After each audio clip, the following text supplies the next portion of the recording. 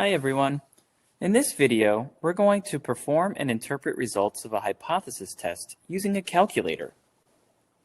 A city council member wants to determine if the average monthly water usage per household has increased due to a recent heat wave. The council member decides to use the city's water usage records to assume that the population standard deviation of monthly water usage is 12 cubic meters.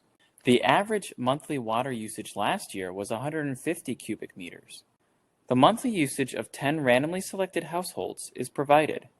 Conduct a one-mean hypothesis test at the 5% significance level to determine if the average monthly water usage has increased from the previous year's average of 150 cubic meters. So the first thing we're going to do is establish our null and alternative hypotheses.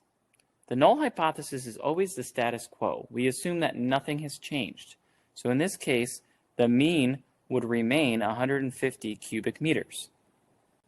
This council member is trying to determine if the usage of water has increased. So our alternative hypothesis is going to be that mu is greater than 150. Now we use the calculator to help us determine the probability that the mean of this sample would be as far away from the established population mean as it is. So we go to the stat menu and edit to put our data into list 1.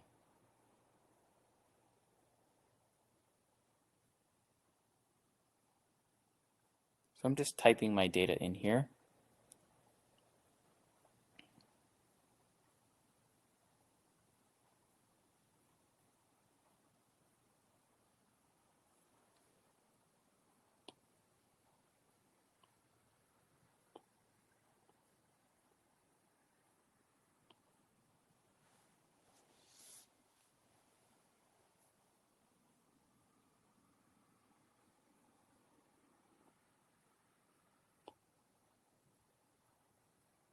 So now that my data is in, I'm going to go to the stat menu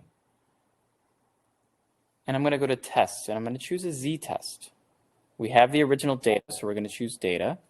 We know the mean is 150 cubic meters for the population.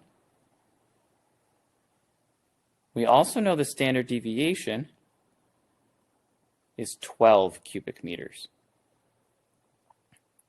Our data is in L1, we just put it there.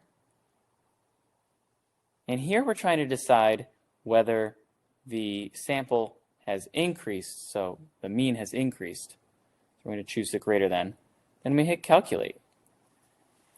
We can see our p-value here is 0.1178, which is greater than our alpha value of 0.05. So we fail to reject the null hypothesis.